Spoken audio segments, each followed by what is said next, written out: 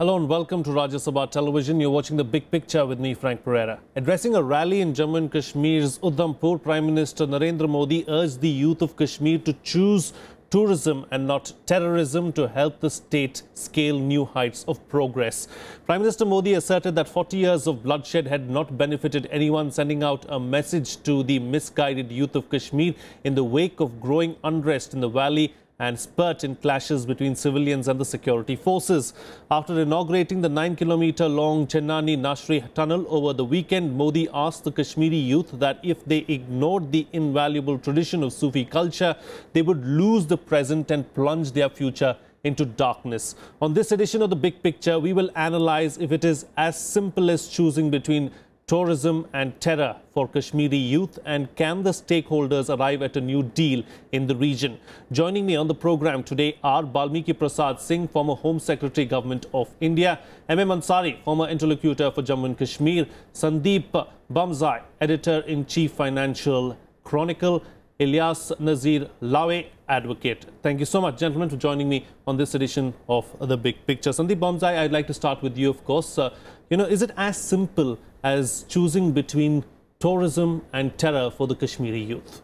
Well, I wish, but the fact of the matter is that it's the contradiction is built very much into the statement itself. You cannot choose between terror and tourism. On the one hand, you're opening the tulip gardens on the base of the Zabarwan mountains, and on the other side, you have a systematic targeting of paramilitary forces. Again, we've seen this afternoon another attack on a CRPF convoy with 3 people injured. So these two things don't go hand in hand. I think the time for rhetoric is long over. The reality is that Kashmir, if it has to remain, let me rephrase that. If Kashmiri people have to remain a part of sovereign India, the territory is definitely ours because of the accession instrument signed by Maharaja Hari Singh. But if Kashmiri people have to remain part of sovereign India, then I think you need to reach out to them. I'm saying this as a Kashmiri Pandit myself. I know that it's a very complex narrative that we're dealing with, but somewhere we need to reach out to these people. And I think all the stakeholders need to be brought to the table. Otherwise, what we've seen since 1989, and which is now close to 40 years of bloodshed, will carry on. Because political Islam has increasingly changed what used to be known as religious Islam in Kashmir Valley. And I think the cold, slithery pipes of the internet have done more damage to the entire outlook of Kashmiri youth than anything else. And I think it's time that stakeholders are brought to the table, because the government itself at one level is a dichotomy, because you have the extreme right of Indian polity going to bed with the extreme right of Kashmir polity.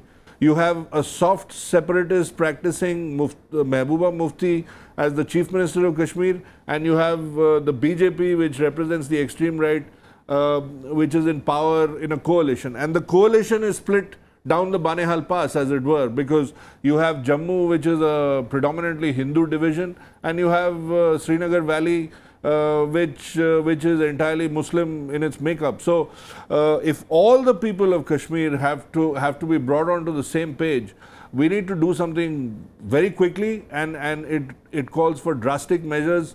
And I think the gains of 2011, 12 have all been frittered away last year.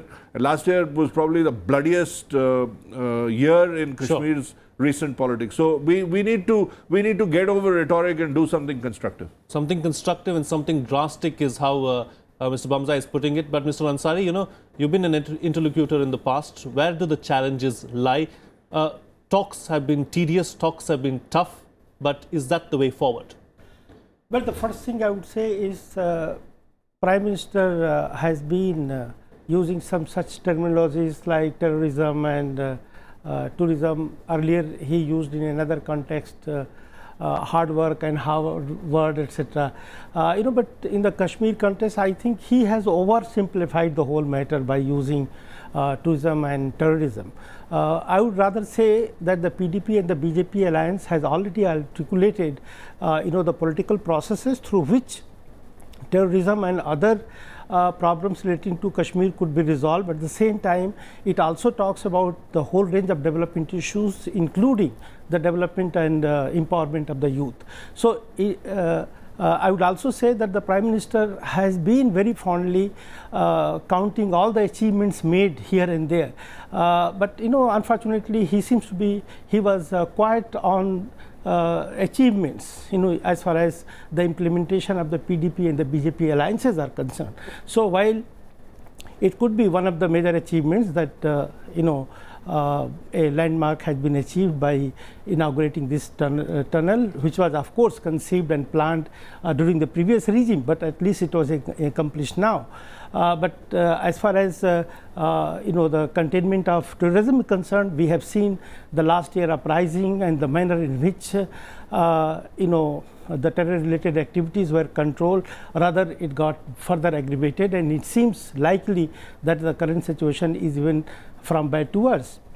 So on that front, I don't think there has been any much success, and as I mentioned to you, on the PDP and BJP alliances, it talked about upside, talked about the issues related to human rights violation, and it also talked about reaching out to all the stakeholders, including the Hurriyat leaders, and the same pattern as Atal Bihari Vajpayee, Advani and Manmohan Singh did, but nothing has been achieved on that account. So while it has been, I would say that appropriately mentioned, but when we see as far as the action taken in this regard is concerned, I think our achievements and initiative is lacking somewhat. Fair enough.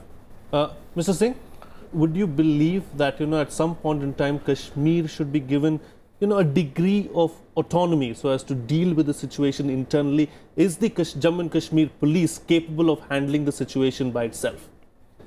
Look, my own experience tells me that the local situation that prevails in Kashmir has a bundle of, you can say, complexities which need to be unraveled. The Kashmir administration, in a historical perspective, was a very good administration. In Sheikh Abdullah's time, Kashmir was one of the well-administered states of the Indian Union. And I know, as a young deputy commissioner in Assam, when we used to look at some of the great reforms done in revenue administration, Kashmir used to be mentioned. Over the years, as Vajpayee ji said in his address when he talked about, I was then the Union Home Secretary, Kashmiriyat, Jamhuriyat and Insaniyat. He was trying to revive some of those great ideals that Kashmir had achieved.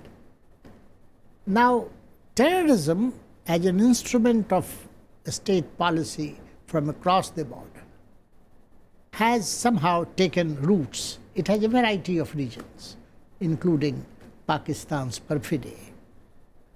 But what we are trying to unravel, and that is very important, that we have to not only give money, but also to strengthen the state administration in a manner that it can start a dialogue. And I consider this to be a good thing, that the state administration consists of two elements. Two kind of poles have joined together to give Kashmir a viable administration. And I am not one of those who believes that this Kashmir has to be administered from Delhi. Kashmir has to be administered by Kashmiris themselves. And you point that you asked about the police administration and judiciary and all that. The center can only give assistance when it is asked for. And unfortunately, the dependence on the central forces has been increasing rather than diminishing.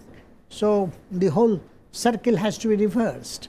But that depends upon the dialogue that the state leadership should have with the local. And that's why the Prime Minister's message was clear that you have no choice.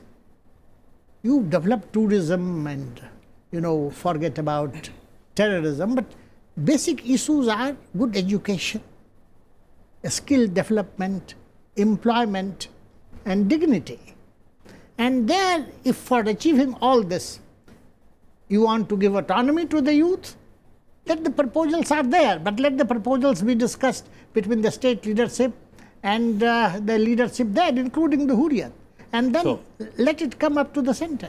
Is that what the youth in Kashmir want? At the end of the day, further autonomy, jobs, some kind of skills, and some kind of betterment of their lives. Yeah, what I personally perceive the thing, like the message that Honorable Prime Minister has given loud and clear to the youth of Kashmir yesterday, is that you have to choose between terrorism and tourism. But I personally believe that terrorism and tourism are not the things that go hand in glove.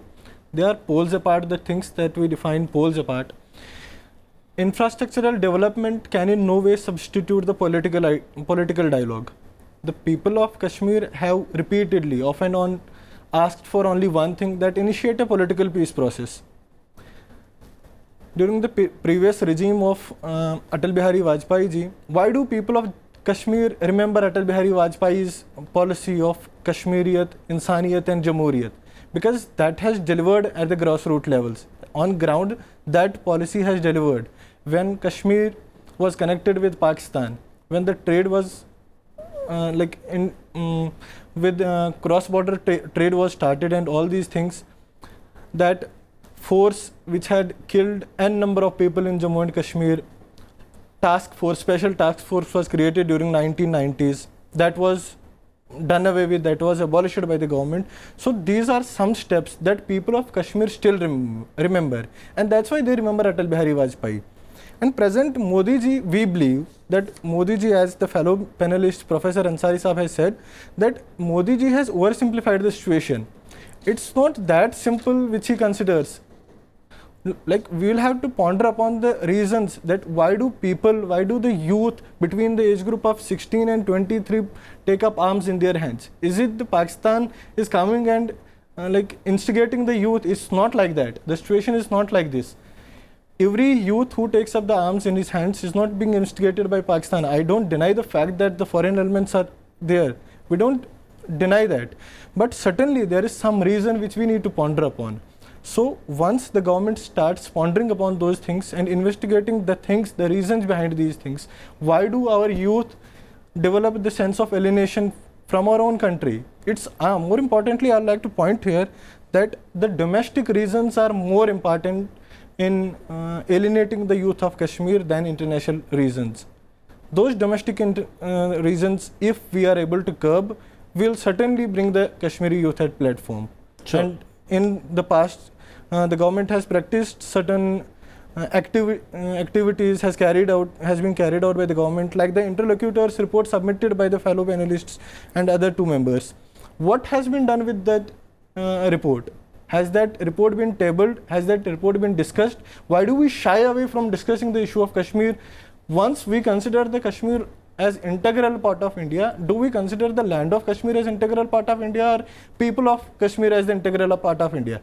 That's the main reason, that's the main thing that's lacking, that's adding to the alienation of the youth of Kashmir. And Fair enough. Yeah. Fair enough. Fair enough. Sandeep Bomzai, I mean, that's a very valid point that, Iliyas is raising about the fact that does India want to look at the land of Kashmir to be an integral part of India, or the people as well? Because every time, some militants or, militants are hailed in Kashmir as freedom fighters, when they are killed, the rest of India doesn't look to them with the same kind of sympathy if a soldier is killed in Jammu and Kashmir. The situation is extremely complex and needs to be dealt with extremely delicately, doesn't it? But that's what I said in my opening remarks, that are we concentrating on Kashmir as a territory, or are we concentrating on Kashmir and the people who inhabit the territory. So I think, as I said, we need to reach out to those people, and time has long gone by for all stakeholders to come and sit with the government of India and sort things out. So talks are the way forward is what you're saying. Yeah, but two, three things. Yeah, before that, I have another question as well, and then you can add those 2 points as well. You know, as a Kashmiri Pandit yourself, you know, do you see a silver lining somewhere down the line? Do you see peace coming to the valley anytime in the near future? No, again, as I mentioned, if you look at 2011 and 12, somewhere during those years, and those would be the golden years of for the last 6-7 years, you actually had a clear demarcation where when you came from the airport, there were two Srinagars. There was one where you drove to the right towards the boulevard, where the Mughal Gardens, Dal Lake, etc. are, and one which took you left towards Lal Chowk, which remained a stronghold or a bastion of, say, Yasin Malik and other extremists. So that path was clearly defined, and you saw a large influx of tourists. But again, we hid the bitter truth during those years, and that bitter truth was actually evolved over time, and it manifested itself last year. So an SM Sahai, who actually stamped out local militancy completely, all the good work that he had done was frittered away with the return of a Buranwani or a Zakir Musa, who are now held as, seen as poster boys of local militancy. But the reality is that you have to reach out to all stakeholders. There is an employment deficit, you cannot escape that reality. There is alienation, you cannot escape that reality. Do we want Kashmir as a territory and not its people? That reality also exists in the minds of a lot of people. The hard and harsh fact is that you cannot control Srinagar from Delhi, which is probably the biggest blunder or mistake that we have made over the last 68, 70 years, which is that you allow MHA, the Intelligence Bureau and the Research and Analysis Wing to run operations in Kashmir Valley and not allow Kashmiris themselves, as other panelists mentioned, to administer the state. But what we've seen during the last year and a half, particularly ever since Mehbooba Mufti has taken over, is that soft separatism has actually begun to encroach, and the strong visual reference of the combat fatigue to the youth is like a red rag to a raging bull, and somewhere political Islam is driving the minds and psyches of Kashmiri youth. You cannot escape from that. The internet allows you free access. You can claim that the internet was shut down, this happened, that happened. Internet is available. People are viewing things on the internet, and the combat fatigue, unfortunately, has become the single biggest visual reference for the youth and for the militants. So whatever is in a combat fatigue, attack. And it is part of a larger asymmetrical warfare plan which Pakistan has developed over time, which is that go after these, please understand, you are attacking a convoy, you are attacking a military installation. So this is the hardest target. Logic says that this is the hardest target to attack militarily, but you're doing that, and you're doing that relatively successfully. And you have seen these attacks, they have a pattern to them. Most of the time, at the crack of dawn, when shifts change, these attacks take place. So it's not that, we can't be blindsided again and again with the same stratagem. You have to work on heightened security levels. You have to work on heightened vigil. There are so many aspects that go into Kashmir, which a half-an-hour debate can never fair enough. Can never provide any results. So I'm going to bring in the other guests in as well, please, so that they can make their points too. Heightened security, heightened intelligence is something that he's talking about, Mr. Ansari. Do you believe then, that the militants too should be dealt with an iron fist, as is being suggested by many people? Well, no. Many of the army generals who have handled Kashmir, they have already said that look, army is successful when it enjoys the support of the larger people. But here what is happening is that the army and security forces are pitted against the local people, and that is not what one should be doing. In fact, what you pointed out, yes, that Mr. Singh, what pointed out was that empowering the local police is much more important. At the same time, I may again point it out to you that the PDP and the BJP alliance talks very clearly about these aspects, that the army should be and the security will located elsewhere, and many of the buildings and the places which have been occupied by the army and the security forces will be vacated, and that will be utilized for the social and economic development of the people. But unfortunately, that has also not been happening. But coming back to the point that we are discussing tourism and the terrorism, I may mention that in Jammu and Kashmir, in Ladakh, there are as many as 22 districts, and only 5 to 7 districts are affected by the terror related activities, and these are the areas where tourism is also affected.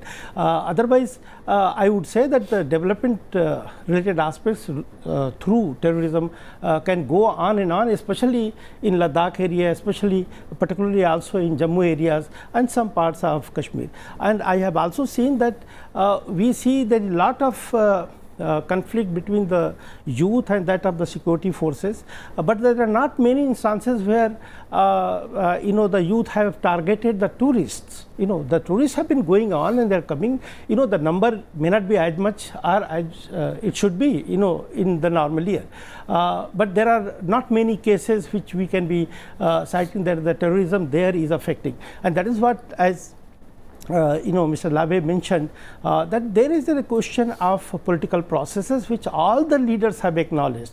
Even our own leaders, Prime Minister and the Home Minister, they have also talked about the Bajpayee approach of Jamhuriyat, but as such we don't see the democratic governance taking place, as far as the development related aspects, and also the manner in which we have been controlling the crowds.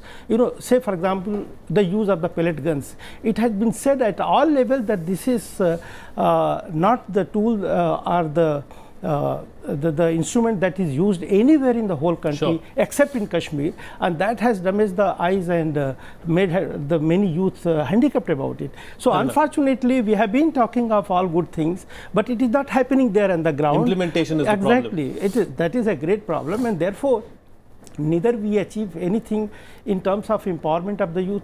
I may mention to you that as against 12 to 15% unemployment rate in the rest of the country, unemployment rate in Kashmir is more than 40%. Sure.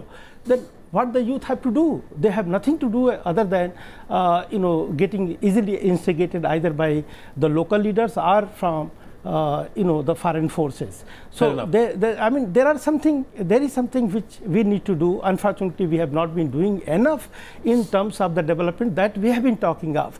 And in various he also mentioned about our interlocutors report. There are as many as 7 to 8 reports that have come, and they have talked about how to deal with the relationship with the Pakistan, how to deal with the Hurriyat and other alienated people. But unfortunately, the progress has been very, very poor. Sure, whether it is a matter of relating to the dialogue process with Pakistan or the dialogue process relating to the internal stakeholders.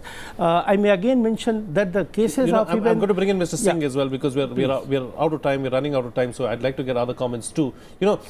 As a goodwill gesture or a gesture of good faith, Mr. Singh, do you believe that the Indian government should, consider suspending AFSPA in Jammu and Kashmir? This was thought over.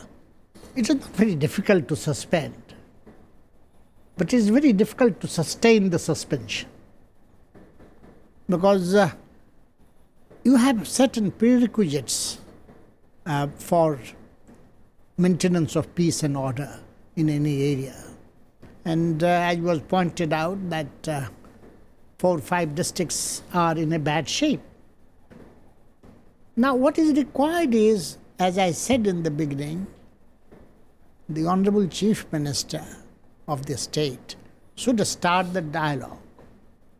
And it is for the Chief Minister to decide who should all be invited, but it has to be a small group of local people. The second thing which is very important is that simultaneously the democratic forces which are operating within the state in the valley and outside, they have to be strengthened. And which way it can be strengthened? The panchayats are not functioning. You have to ensure that the panchayats elections are held, panchayat is empowered, it should have more say in grant of funds, in formulation of development projects. And I'm aware of the fact that these elements, they don't want that to happen. Sure. So you have to have in that dialogue process how to do. The third thing which is very important is that identify the employment that could be given to them, or training programs for which the youth could be recruited. And after a certain period of that, they can be given a job. Fourth, which is very important, is that you can withdraw the Armed Forces or Special Powers Act. I don't see difficulty, provided the Chief Minister is confident. Do you know that not only the state's top officials, but even the Hurriyat leaders need center's protection? Sure. So you have to have a situation where you feel that the army and the BSF, because the BSF acts in aid of the army, they should be in a position to move to the borders. I had said long back, in those good days of 2011-12, in an informal meeting when I came to attend the governors' conference, I had told the other governors, my colleagues, that look, they wanted to know what is the story of the success of Sikkim. Sure. Sikkim had a lot of autonomy before merger in 1975. It was a protectorate, had all the different form of government. We had a monarchy, Chogyal was there. But when it merged, the democratic leadership of that state worked in a manner that brought in harmony between the forces of democracy, culture and administration. And today, Sikkim is one of the best run states of the Indian Union. Fair I will enough. just add one more I'm completely sentence. out of time because I've just got 1 minute left on the program. So sorry. I'd like one quick final closing comment from Iliyas as well. You know, the way forward really from your perspective as far as the Kashmir situation is concerned. The way forward, what I think is that the blueprint is there with the government. There have been a lot of efforts which have been made on the documents. That documents, what efforts have been made, they need to be implemented. That's all we want. Like, once there is no difference between the words and actions of the government, there will be no alienation at all. Okay, so fine. On that note, then we'll have to call it a wrap on this edition of The Big Picture. Balmiki, Prasad, Singh, Ansari, Sandeep, Bomzai and Iliyas, Nazir, Lawy. Thank you so much, gentlemen, for joining me on the program and putting things into perspective for us. That's all the time we have, unfortunately, on this edition of The Big Picture. See you again next time.